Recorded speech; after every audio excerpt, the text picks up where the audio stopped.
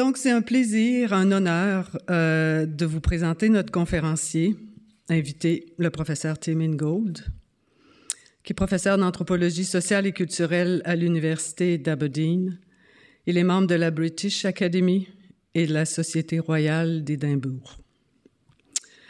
Je vais être brève, même si la tentation est forte de partager longuement avec vous comment les écrits de Tim Ingold ont été pour moi une source d'inspiration constante.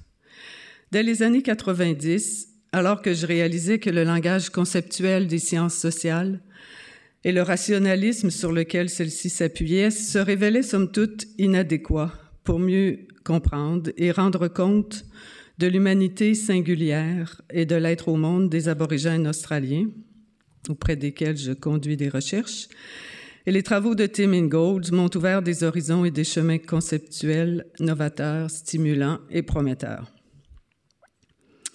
Tim Ingold se situe dans cette lignée d'anthropologues et de philosophes d'hier et d'aujourd'hui, animés par la volonté de formuler une pensée alternative à celle qui préside au fondement même des sciences sociales et de l'anthropologie, et qui s'articule à partir du dualisme entre nature et culture, avec son cortège d'opposition entre humains et non-humains, sujets et objets, individus et société, affect et cognition.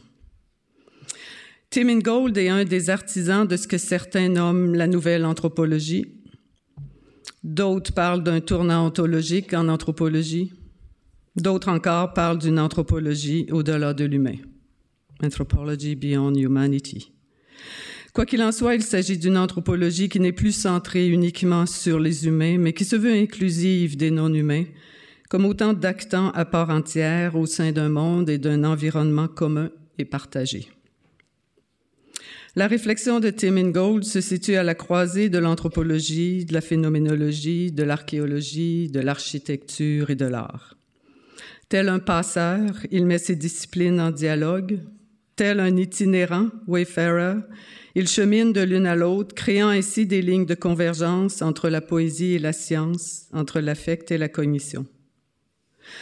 Dans son projet d'explorer ce qu'est une écologie de la vie, il tente de retisser et de renouer les innombrables liens et enchevêtrements avec tout ce qui nous entoure et tout ce qui nous constitue en tant qu'humains. Autant de liens et de relations marginalisés par le rationalisme moderne et la pensée trop étroitement utilitariste et mécaniste qui l'accompagne.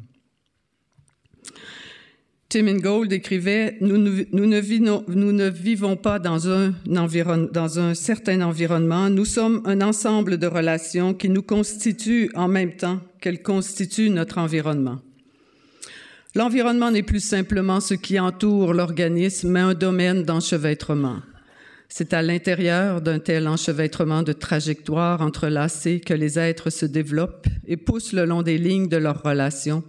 Cet enchevêtrement est la texture du monde. » Fin de la citation. Tim Ingold nous invite ainsi à redécouvrir un mode d'être au monde plus près d'une ontologie relationnelle ou de ce qu'il appelle une poétique de l'habité, an ontology of dwelling, ou alors une écologie du sensible. Tim Ingold possède l'art de poser des questions simples. Qu'est-ce que marcher? Qu'est-ce qu'une ligne? Qu'est-ce que scier une planche ou tisser un panier? Et d'y répondre en menant son lecteur sur des chemins inattendus et combien éclairants. C'est aussi ça, l'art de l'anthropologie. Ses publications sont certes nombreuses. Il a été partie prenante de certains des débats majeurs qui ont animé la discipline dans les années 80 et 90. Parmi les ouvrages collectifs qu'il a dirigés, j'en nommerai deux seulement, Companion Encyclopedia of Anthropology and The Key Debates in Anthropology. Les titres de certains de ses ouvrages plus récents parlent d'eux-mêmes. J'en nomme ici quelques-uns. The Perception of the Environment, Essays on Livelihood, Dwelling and Skills, paru en 2000. Lines, A Brief History. Cet ouvrage a heureusement été traduit en français. Une brève histoire des lignes. Being Alive, Essays on Movement, Knowledge and Descriptions, paru en 2011. Making, Anthropology, Archaeology, Art and Architecture, paru en 2013. Pour les lecteurs francophones, je vous invite fortement à lire un de ses récents ouvrages, Marcher avec les dragons, ouvrage inédit en français, publié en 2013, et qui réunit certains de ses textes les plus importants. Dans les mondes troubles où nous vivons, où s'accentuent les injustices, les inégalités et les violences, incluant les violences envers l'environnement, la réflexion de Tim Ingold est porteuse, selon moi, d'une volonté pacificatrice. À force de nous appeler à tramer l'humanité au sein de son environnement et à renouer avec le non-humain, il nous invite, avec d'autres penseurs, à dépasser les clivages qui menacent notre survie collective. À force de mettre en lumière nos enchevêtrements, il nous fait mieux sentir les solidarités qui nous unissent les uns aux autres, humains et non humains. La vie sociale n'en est pas pacifiée pour autant. Nos maillages sont faits de nœuds de pouvoir où tous les fils ne sont malheureusement pas égaux. Néanmoins, à sa façon, il nous montre les chemins d'autres mondes possibles, d'autres façons d'habiter le monde ensemble. Professeur Ingold, donc le titre de sa conférence, La croissance des connaissances dans le paysage de la mémoire, The Growth of Knowledge in the Landscape of Memory.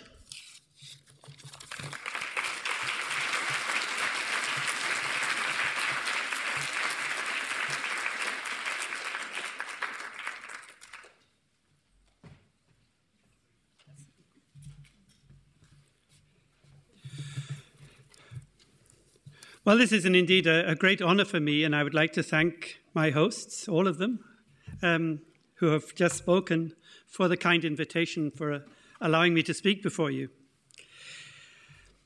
I have often wondered, as I read ethnographic accounts from here and there in which people are credited with one or another ontology, cosmology, or, as we used to say in our earlier days of philosophical naivety, worldview, how do children grow up with them? In the West, we self-styled moderns are supposed to be committed to a fundamental duality that opposes an exterior world of nature to an interior world of mind. Thanks to its confidence that the first world exists as a foundation of reality, independently of any conceptions we may have of it in the second, this ontology is sometimes known as naturalism. But among the indigenous peoples of Amazonia, across the regions of the circumpolar north, and in insular and peninsular Southeast Asia, a quite different ontological regime is supposed to hold sway, one in which a vital principle of spirit or sentience pervades everything there is, leaving nothing untouched. And in the literature, this is known as animism. Now, these two ontologies of naturalism and animism, though seemingly exclusive of one another, are not, of course, the only possibilities, but to keep matters simple, I shall stay with them for now. The question is, how do people become naturalists or animists? Are babies born in Western societies to secular and scientifically enlightened parents, are they born as budding naturalists? And are babies born in Amazonia, the circumpolar north, or the islands of Southeast Asia, to spirit-fearing and omen-watching parents, are they born as budding animists? Or are all babies everywhere born with an optional predisposition for naturalism, animism, or any other candidate for ontological supremacy? If all babies were predisposed to animism, then Western societies would have to educate them into naturalism. But if, on the other hand, all babies were predisposed to naturalism, then Amazonian, circumpolar, and Southeast Asian societies would have to educate them into animism. And either way, such education would go against the grain, so to speak, of innate tendency. Now, the Western scientific establishment has long cleaved to the first alternative, believing that infants and young children are innately and universally inclined to attribute life and spirit to ostensibly inanimate objects, and that they have to be weaned off it as they mature. From this perspective, the persistence of animistic beliefs and practices in other cultures only goes to show that people in these cultures have never really grown up. Their mistake, it has been said, not by anthropologists, I admit, their mistake, it has been said, is to extend to the phenomena of nature an intelligence that has evolved to handle relations with beings of one's own kind in the domain of society. And treating inanimate objects as persons, they are bound to go astray. More recently, some anthropologists, anxious to build bridges with cognitive science, have opted instead for the second alternative.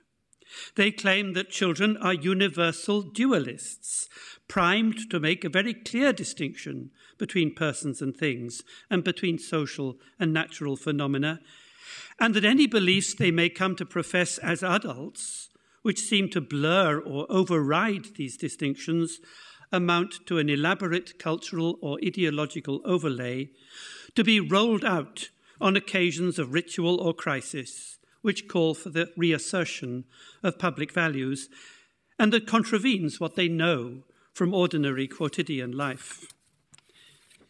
Even as grown-ups may insist, for example, that the world around them is alive with spirits with which they have to deal, in their heart of hearts they know it is really a world of nature that is entirely indifferent to their concerns. What people say is one thing, this argument goes. What they know is another. Thus they may say that things are alive and inspirited, even when they know that they are not. Indeed, perversely, their assertions are likely to be all the more emphatic the more they fly in the face of everyday realities. Not that this reasoning accords any more credence to animism. Far from claiming that adults have got things wrong because they think like children, the counter-argument is that children, by and large, have got things right because their thought and practice have yet to be shrouded in the mystifications of adulthood. However, the attribution of childishness to the mentality of others, as Claude Lévi-Strauss pointed out many years ago, can cut both ways. If the Westerner sees in others the persistence of a naive belief in the animacy or spirituality of things that in his own society, both historically and in the education of every individual, has been eclipsed through the cultivation of reason, well, a grown-up from a nominally animist society would be equally entitled to express some astonishment at the way in which Western thought not only prolongs into adulthood, but also enshrines as a higher form of knowledge a naive presumption concerning the fundamental inanimacy and insentience of things. In truth, the child's mind, according to Lévi-Strauss, comes exclusively pre-equipped neither with a propensity towards animism, nor conversely with a propensity towards naturalism, but rather with the seeds of both animism and naturalism, and indeed every conceivable means that has ever been available to humanity, and I quote, to define its relations to the world in general and its relations to others. Every newborn child is a budding naturalist and a budding animist, and whether one or the other comes to prevail in adulthood or something entirely different from both depends upon which seeds are nurtured and which are left to wither. And so it is just as deluded to compare the mentality of adults in animist societies to that of Western children, as it is to compare the mentality of children in such societies to that of adults in the West. In every society, Lévi-Strauss insists, adult thought and practice differs from that of children insofar as it represents a particular culturally selected crystallization from a range of possibilities common to all. And yet, whilst at first blush, this conclusion seems eminently reasonable, there is one problem with it. For it is couched unequivocally in the language of naturalism. In this language, all newborns are alike. They comprise a homogeneous substrate, pre-primed for the subsequent take-up of variable cultural content. So when we say that children will grow up to be animists or naturalists, depending on the social or cultural context, we are being naturalists ourselves. Indeed, ever since Alfred Kroeber, almost a century ago, declared that human nature is to culture as paper is to what is written on it, anthropologists have conventionally sought refuge in the comfortable idea that a newborn infant is a veritable blank slate so far as his or her future ontopraxis is concerned. Beginning, as Clifford Geertz famously put it, beginning with the natural equipment to live 1,000 kinds of life, each of us is supposed to end in the end having lived only one. So this baby, born and raised in the West, perhaps even as the son or daughter of an anthropologist, and you can hardly get more Western than that, ends in the end living the life of a naturalist. But that baby, born and raised in Amazonia or the circumpolar north or in insular Southeast Asia, ends in the end having lived as at least a part-time animist. But had the Western anthropologist been so careless as to leave her baby behind in the field and accidentally return home with someone else's child, then of course the former will end up no less an animist and the latter no less a naturalist. It's all a matter of socialization or enculturation, we used to say, implying, of course, that it has nothing whatever to do with heredity. Such a top-down view of socialization, however, leaves children without voices of their own. It's left to their seniors, self-appointed spokespersons for their respective cultures, to determine the directions that their maturing minds and bodies should take. But in reality, do not children bring up grown-ups as much as vice versa? Do young people and elders not learn from one another in the conduct of lives that they lead together? It is indeed puzzling that children's voices are so conspicuously absent from ethnographic studies of animism, as indeed they are from the default assumptions of the naturalism that underwrites such studies. Much has been written about how children are thought to be conceived and about how they grow both before and after birth. Their health and general prosperity, too, are a continual concern. But we hear adults talking about children, not from the children themselves. Now, there might be good practical, methodological, and even ethical reasons for this. And yet, with a typical demographic, at least in societies beyond the reach of Western affluence, of a relatively high birth rate and relatively low life expectancy, to exclude the voices of children is to leave out more than half the population. If only we knew how thought and practice matures over the years of growing up and what changes it undergoes, we would be better placed to move beyond the crude dichotomy between innate capacities and acquired content that underpins orthodox theories of enculturation and socialization. And we could perhaps find a way out of the duplicity entailed in, on the one hand, positing naturalism and animism as radically distinct and mutually exclusive ontologies, while on the other, sweeping under the carpet the premise of how they come to be reproduced across generations, namely as culturally specific actualizations of universal capacities. Now, of course, it could be objected that every life cycle is a continuous process and that divisions between childhood and adulthood, if drawn at all in the society in question, are bound to be somewhat arbitrary. Birth, growth, and aging are facts of life, but demarcated status divisions of childhood and adulthood are not. But this objection, which is entirely apposite, can point the way towards a solution.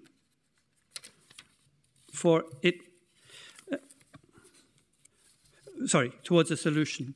For it forces us to acknowledge that neither animism nor naturalism, nor any other ontological regime, is a systematic and coherent conclusion to which maturing thought and practice, starting from an original baseline, eventually arrives.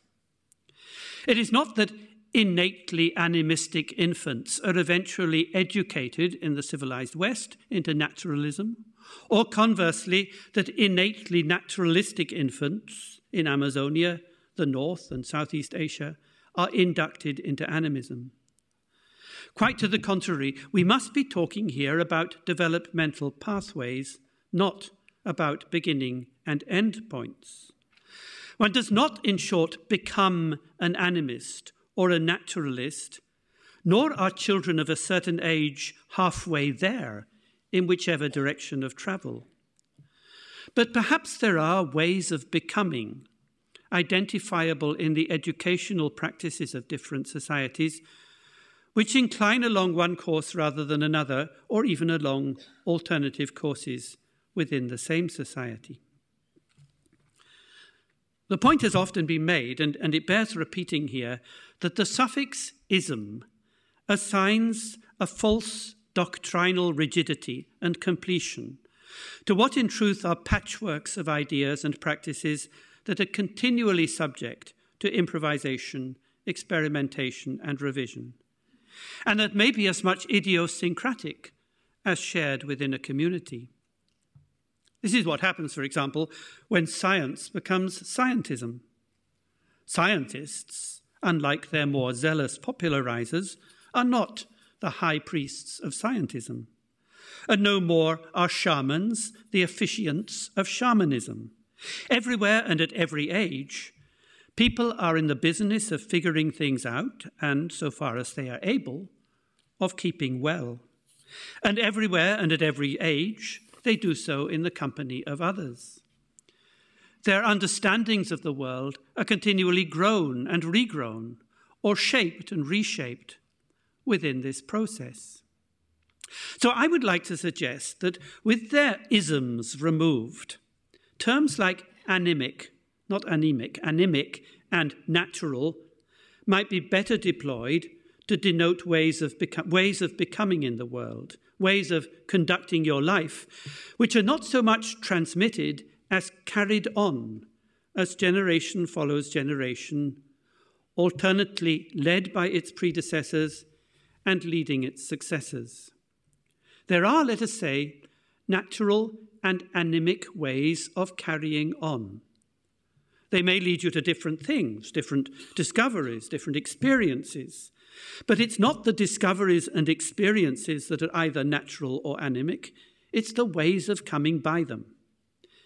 Or in short, with these terms, we are referring not to ontologies, but to ontogenies, not to philosophies, but to generations of being. Without ontogenies, after all, there could be no ontologies to compare. Practices of learning and teaching, long and unjustly marginalized in an anthropology that remains obsessed with the shapes and forms of mature thought, should, I think, be restored to the centrality they deserve. The challenge, then, is to establish whether there is a distinctive way of learning that could be called anemic, and if there is, to identify how it differs from what we might call the natural way. Now, one approach to address this challenge might be to look at alternative senses of the term education. One sense, familiar to all of us who have sat in a school classroom as pupils or who have stood up before the class to teach, comes from the Latin educare, meaning to rear or to bring up, to instill a pattern of approved conduct and the knowledge that supports it. So familiar is this sense, indeed, that its naturalness often seems beyond question. We might have doubts about the content of what is passed on by these means, but that there exists such a thing as a body of knowledge, and that the role of education is to pass it on, appears to many to be self-evident. A variant etymology, however, traces the word education to educere, from ex, meaning out, plus ducere, to lead. In this latter sense, education is a matter of leading novices out into a world in formation, rather than, as it is conventionally taken to be in Western societies today, of instilling ready-formed knowledge into their minds. And it seems to me that this leading out is precisely what an animic ontogeny seeks to accomplish. Not only that, but this accomplishment also seems remarkably close to the ambition and promise of anthropology. The animic is anthropology's way too. Now, fundamentally, educere is an education of attention. And I believe that contemporary anthropological discussions of animic becoming have got it wrong, insofar as they have overwhelmingly been couched in the language of intentionality. In animism, according to Carlos Fausto, intentionality and reflexive consciousness are not exclusive attributes of humanity, but potentially available to all beings in the cosmos. Not just humans, then, but beings of manifold kinds, including diverse animals, gods, spirits, the dead, thunder and the winds, plants, artifacts, all harbour the potential to make their presence felt as the bearers of intentions towards others. And to harbour such intentions, we say, is to be a subject. And when the subject being acts with an intention in mind, that action is said to be an expression of its agency. The capacities of conscious intentionality and agency, writes Eduardo Viveros de Castro in this vein, define the position of the subject. And so intentionality, subjectivity, and agency are linked in an indissoluble triad of mutual implication. And what is implied is an interiority, a shared social space in which beings meet as fellow subjects and address one another by means of personal pronouns, as against the physicality of the object world.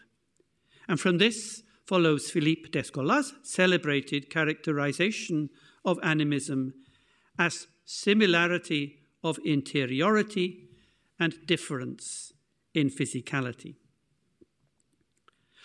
I am not convinced, however, that these terms are the right ones. Does the movement from the quotidian to the numinous really take us into a hidden world of intentions, as distinct from their outward effects or manifestations?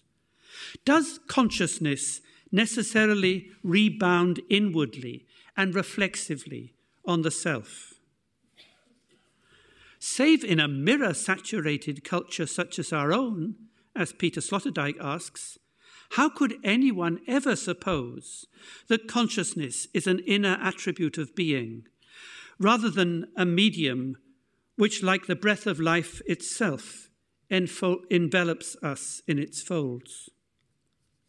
Perhaps the natural way of knowing is to reflect on things, to hold a mirror to the world, and fashion ourselves upon the images we see. The animic way, by contrast, is to push the boat out. Consciousness, then, is the very ocean in which we sail. But if that is so, how can it also be the harbour for our intentions and the launch pad for our actions? Moreover, in this numinous world, are beings really addressed with pronouns as you and I? Not to my knowledge. For the movement is not from the outside to the inside of being, but from being to becoming, not from the objective to the subjective, but from a world in which beings are already positioned as subjects and things already cast as objects, to one in which the positioning and the casting are, so to speak, work in progress. It is to move upstream in the process of world formation, to that moment of continual birth or incipience at which things are about to reveal themselves for what they are. Here, subjects and objects have yet to emerge from the generative currents that give rise to them. And so long as this emergence is in train, there is no separating the doer from the deed or the thinker from the thought. Agency has yet to fall out from action and intentionality from consciousness. Now, the grammatical form of the pronoun implies that this separation has already been achieved. Where it has not, that is, in a world populated not by beings but by becomings, the grammatical form they take is neither of nouns, like objects, nor of pronouns, like subjects, but of verbs. More specifically, they are verbs in what grammarians call the middle voice. This is neither the active of I do, nor the passive of it is done, which between them establish the ways of teaching and learning, respectively the active and passive sides of the coin of natural education. In the middle voice, the agent is inside the process of his or her action, inside the verb, not separate from it. The doer, as the linguist Emile Benveniste put in a classic study, the doer achieves something that is being achieved in him. And in the anemic way of education, one is neither agent nor patient, neither on one bank of the river nor on the other, but like the salmon, heading upstream, beating a path into the current. And this is not to assume a position in the world, but to be pulled out of it. And that precisely is the meaning of education as ex docere, to lead out. As the philosopher of education, Jan Maschelein, explains, education in this sense is about exposition, about being out of position.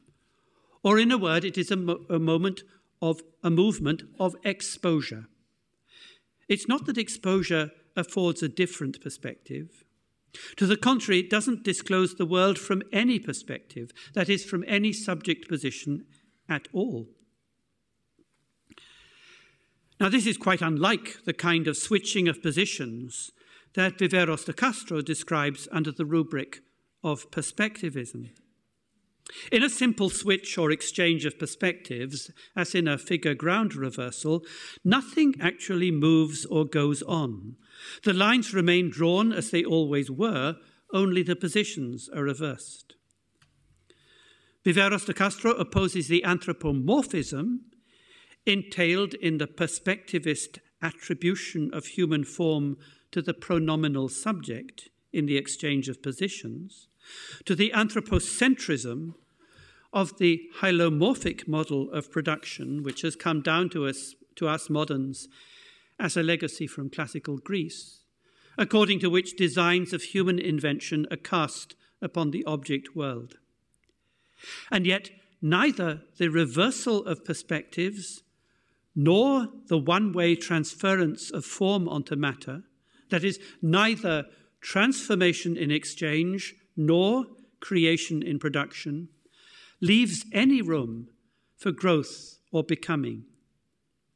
And without growth and becoming, an anemic ontogeny, not ontology, but ontogeny, would be a contradiction in terms.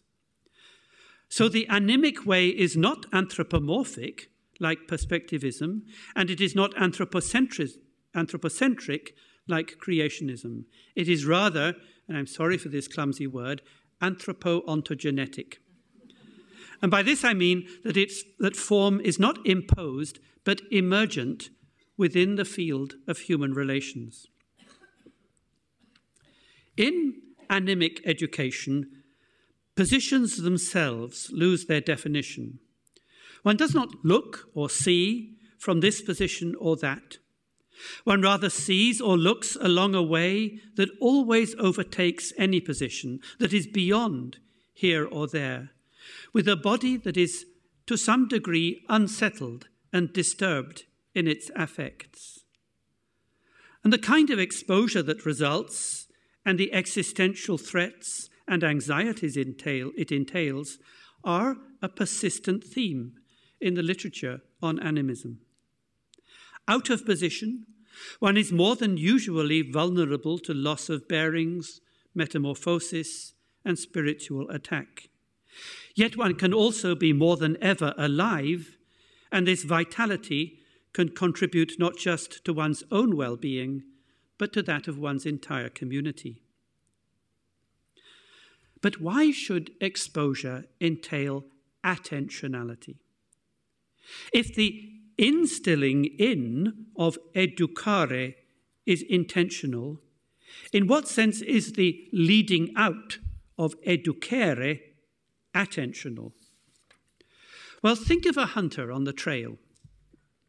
He is, in one sense, a master of the chase, skilled in reading the whereabouts and recent movements of animals from their tracks. Through the practical attunement of his senses of vision, hearing, and touch, perhaps smell as well, having undergone, that is what psychologist James Gibson calls an education of attention, he is keenly aware of everything around him that is relevant to the outcome of his venture. And yet, with mastery comes its opposite, submission. To hunt an animal is to cast off into the stream of a world in becoming with no knowledge of how things will turn out. It is a risky business. Once embarked on a pursuit, the hunter is at the mercy of the befalling of things. He is bound to attend in the sense not of just of noticing what is already there, but of paying heed to the way things are going. Recall that the verb attendre in French means to wait, and that even in English, to attend to things or persons carries connotations of looking after them, doing their bidding, and following what they do. So the hunter must wait upon the world and abide by its summons. And this waiting is something that he is compelled to forbear. In this, as in countless other examples, proficiency and vulnerability, or practical enskillment and existential risk, are two sides of the same coin, and that coin is attention. So what then is the relation between these two sides, between, let us say, attunement and forbearance? What leads and what follows? The usual answer is to claim that as intentional beings, that is, as agents, humans deliberate before they act. The agent has an aim in mind, a projected destination or horizon of expectations, a perspective to obtain, and is determined to reach it. Thus, the outward cast of action follows the inward cast of thought. The mind commands and the body submits, more or less mechanically, to its directions. Mastery in this account is cognitive and is achieved through the kind of rigorous training of intellectual faculties that we associate with natural education. The way of animic education, however, puts the assumed relation of temporal priority between mastery and submission into reverse. Here, submission leads and mastery follows.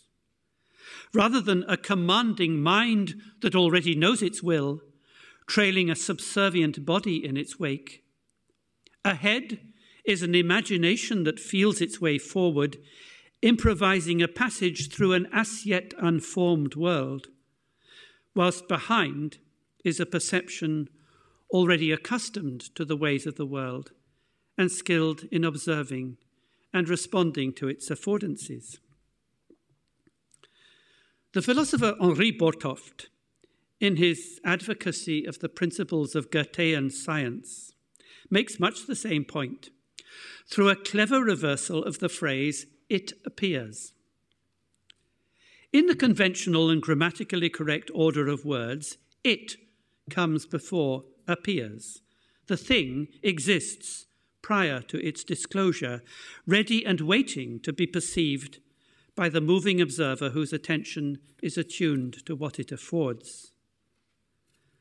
For the hunter on the trail, however, to return to my earlier example, attention is moved upstream to what Bortoft calls the appearing of what appears.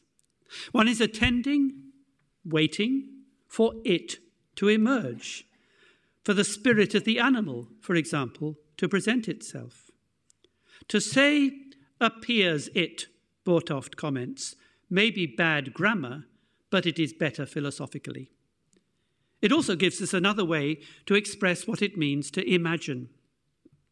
To appear things, I suggest, is tantamount to imagining them. To imagine something is to appear it, to assist in its generation, and to attend its birth. So animic ontogeny is a perpetual birth, not the unfolding of a design that was present at birth.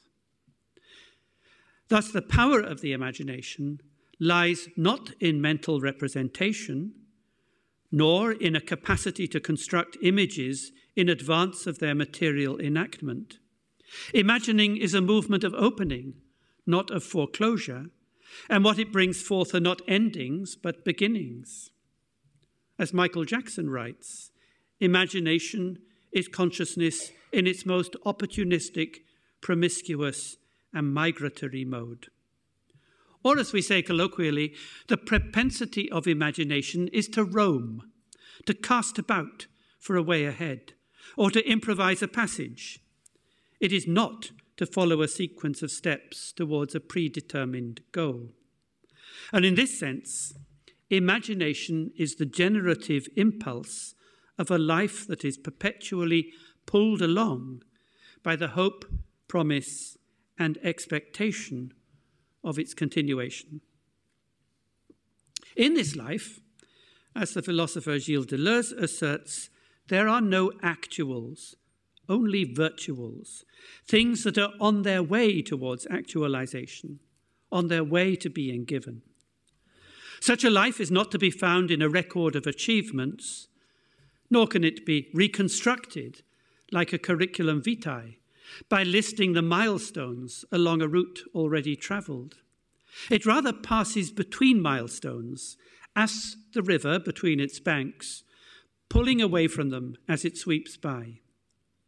And this is what Deleuze means by a life, rather than the life, a life carried on in what he calls the plane of immanence. It is on this plane, and not in some bounded domain of interiority, that hunter and prey meet and join, not as intending beings, but as attending beings, not in position, but out of position, not as subjects or objects, but as verbs in the middle voice. Suspended precariously between the biographical particularities of life and death, the plane of immanence is one on which these particularities, decisions made, courses taken, goals achieved, are dissolved or held in abeyance. And so it is too for hunters who, in pursuit of prey, may find themselves in a zone of existential uncertainty where the balance of life and death, as between hunter and prey, can tip either way. To walk the plane of immanence is like balancing on cobwebs, where the ground itself is but a veil, but like the spider, we hang in there. It seems then that the movement of human life, perhaps in contrast to the lives of non-human animals, the movement of human life is temporally stretched. We are, so to speak, constitutionally ahead of ourselves. Upstream, coeval with the appearing of things, is the imagination. Lagging behind downstream is our perceptual apprehension of a world that is already settled and in which things are there to appear. And this is why, in every venture and at every moment, we are both fully prepared and yet utterly unprepared for things to come. A life that is led by attention rather than driven by intention is thus held in the tension between submission and mastery, between imagination and perception, and between forbearance and attunement. And in every pairing, it is the former that sets the existential conditions for the latter and not the other way round. Life is not subservient to agency, but agency is subservient to life. And the gap between the two, between the virtual and the actual, that temporal stretch by which imagination always outpaces perception, is no more and no less than school, but in its original meaning, from the Greek skole, of free time. With this, we return to the theme of education and to the philosophy of Jan Maestlijn. Education, Maestlijn argues, is about making school in the sense of skole. And as the architect of skole, the educator or teacher, and I quote, is one who unfinishes, who undoes the appropriation and destination of time. He or she is not so much a custodian of ends as a catalyst of beginnings, whose task it is to unlock the imagination and confer upon it the freedom to roam without aim or destination. Now, we should not, of course, confuse school in this sense with the institution familiar to Western societies that commonly goes by that name. For in its institutional history, the school has been largely devoted to corralling the imagination, to converting it into a capacity to represent ends in advance of their achievement. The object of the institution has overwhelmingly been to destine time, not to undestine it, to complete the installation of knowledge in the minds of students, not to unravel it. It has been to assert the primacy of mastery over submission.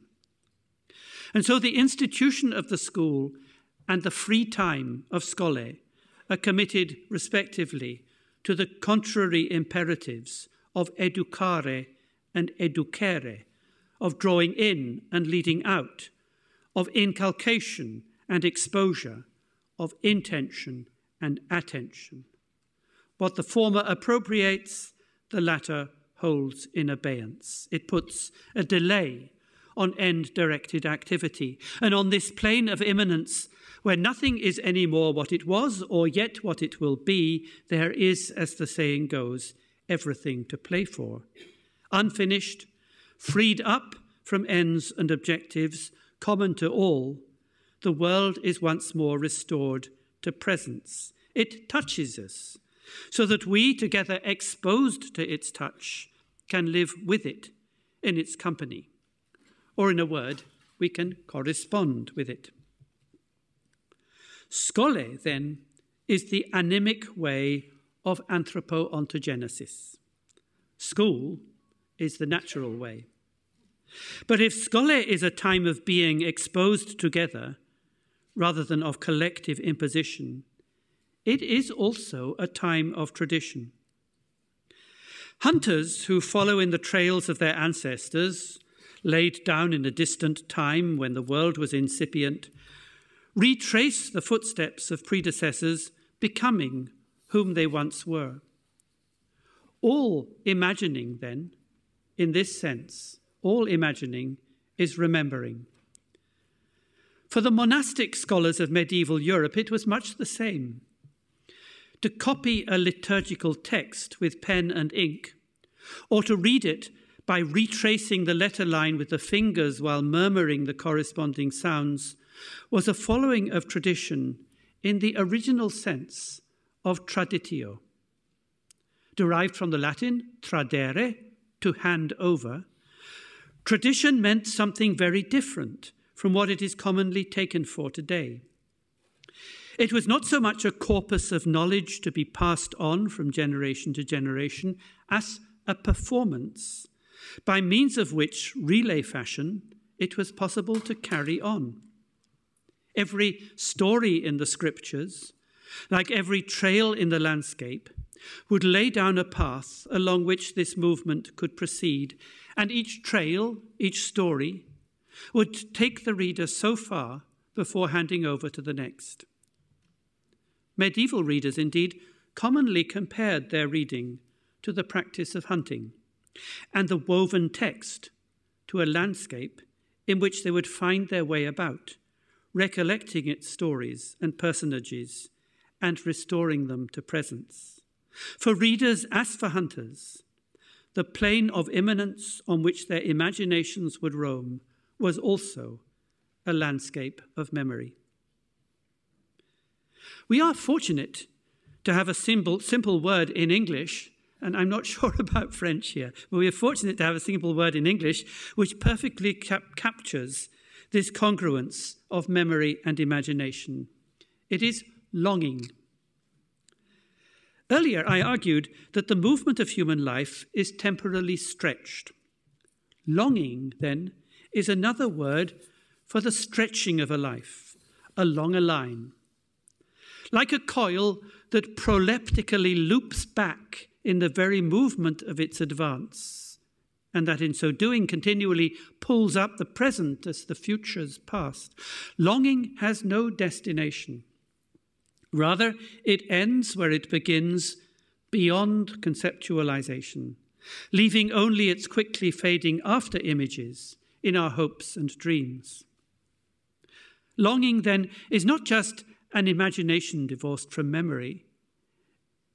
It's the real impulse of life lived on the plane of immanence.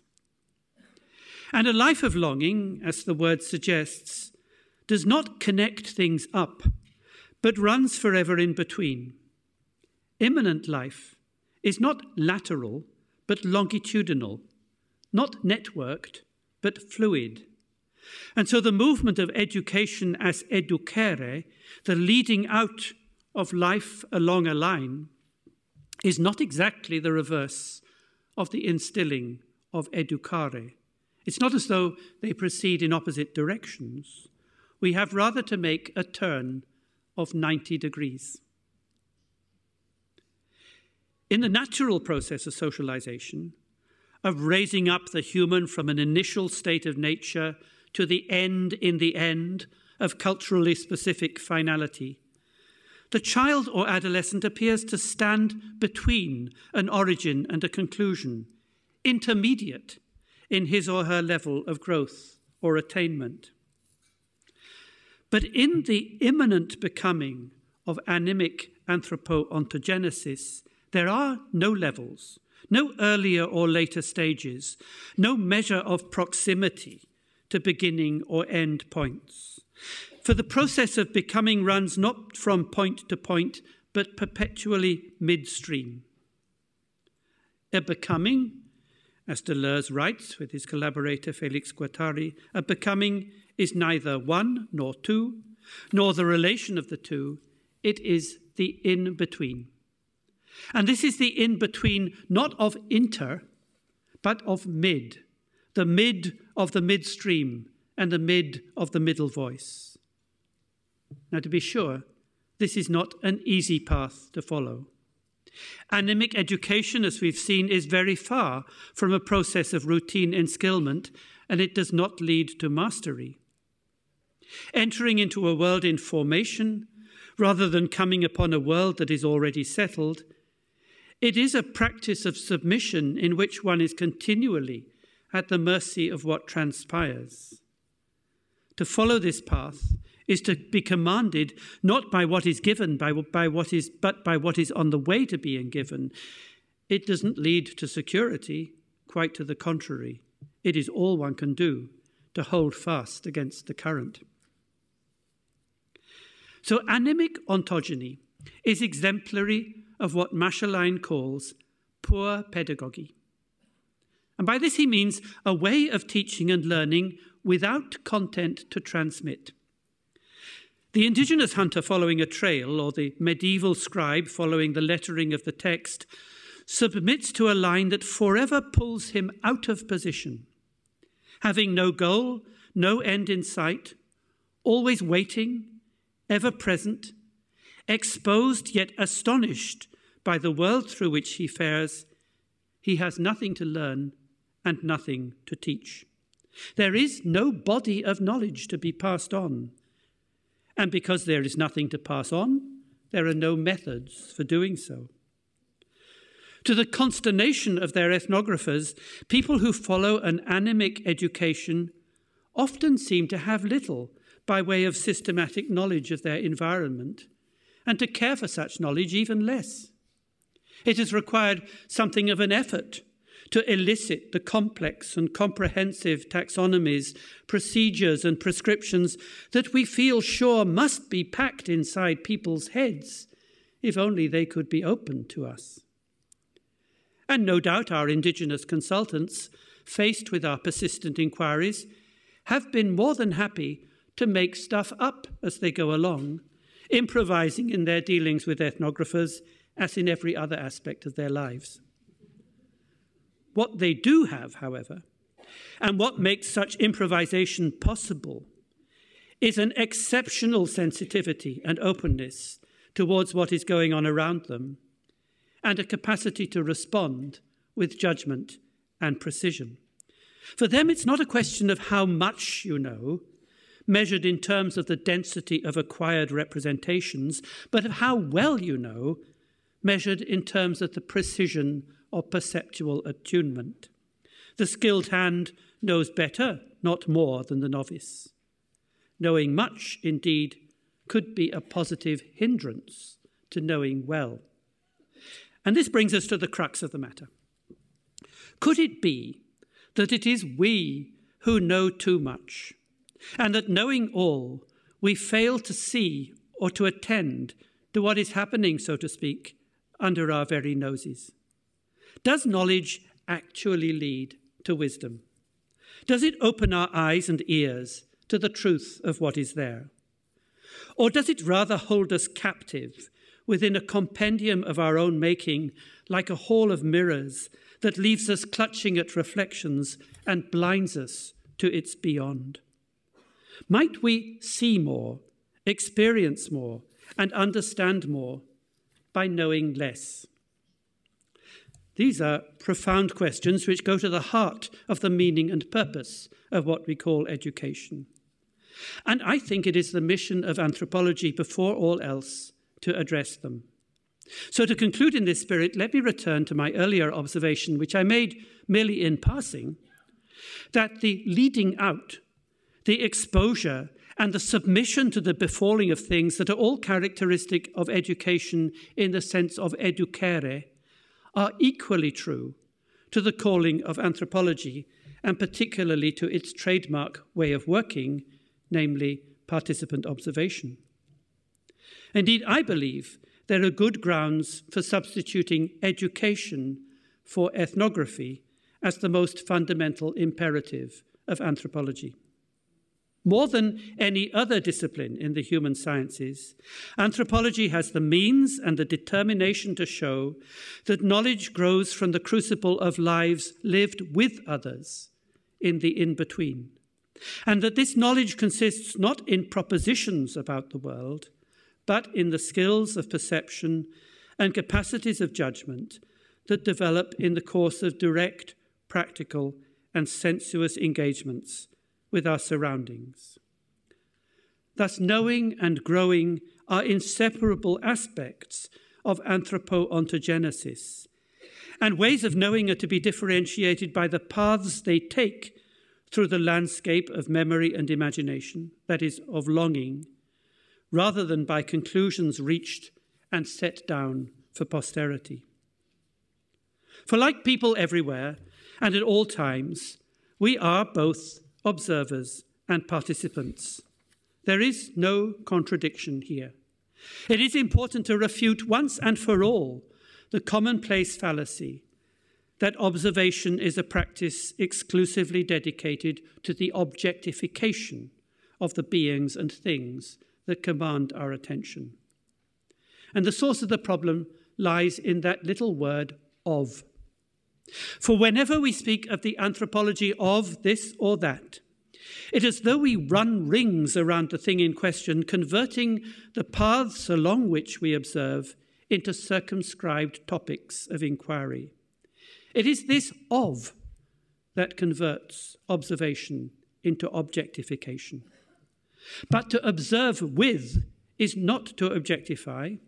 It is to attend to persons and things, to learn from them, and to follow in precept and practice. Whereas ofness is intentional, withness is attentional. And herein, I contend, lies the purpose, dynamic, and potential of anthropology. It is to join with others in an ongoing exploration of what the possibilities and potentials of life might be. What we seek are ways to answer to the world. And in this, anthropology is, and indeed must be, a practice of correspondence. Thank you very much.